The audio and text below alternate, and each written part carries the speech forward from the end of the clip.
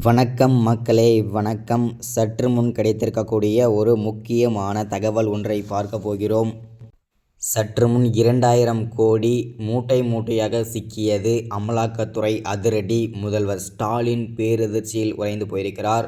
இந்த 2000 கோடி யாருடைய வீட்டில் இருந்தது? யார் இந்த திமுகவின் பெரும்புள்ளி, முக்கிய புள்ளி?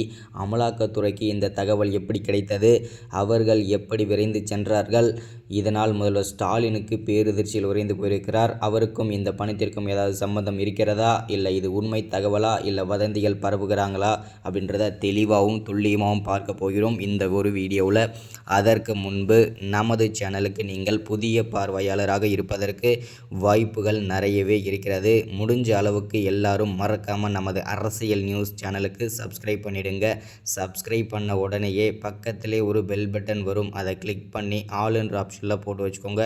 தொடர்ந்து நம்ம வீடியோ போட்டோம்னா உங்களுக்கு நோட்டிஃபிகேஷன் வந்துடும். அதை பார்த்து தெரிஞ்சுக்கலாம் இன்றைக்கி என்ன அரசியல் நியூஸ், இன்றைக்கி என்ன அரசியல் அப்டேட்ன்றதை தெளிவாகவும் துல்லியமாகவும் தெரிஞ்சுக்கலாம். அது மட்டும் இல்லாமல் வீடியோ பார்க்குற ஒவ்வொருத்தரும் வீடியோக்கு மறக்காமல் லைக் பண்ணுங்கள், மறக்காமல் ஷேர் பண்ணுங்கள். ஓகே, வாங்க வீடியோக்குள்ளே போகலாம். சற்று முன்பு கிடைத்திருக்கக்கூடிய ஒரு முக்கியமான பரபரப்பான அதிர்ச்சிகரமான சோகமான தகவல்னு கூட சொல்லலாம். ஏன்னா திமுகவை பொறுத்த வரைக்கும் கடந்த ஒரு 2-3 மாதங்களாகவே பல துறை அமைச்சர்கள் அமலாக்கத்துறையிடம் சிக்கி சின்ன பின்னம் ஆகிட்டு வந்துட்டுருக்காங்க. ஸோ அந்த வரிசையில் பார்த்தீங்கன்னாக்கா செந்தில் பாலாஜி, ஜெகத் ரட்சகன், ஏவா வேலு, முன்னாள் அமைச்சரான பொன்முடி, இந்த மாதிரி பார்த்திங்கன்னா முக்கிய பொறுப்பில் இருக்கும் அமைச்சர்களே பார்த்திங்கன்னா சிக்கிட்டு வந்துட்டு இருந்தாங்க.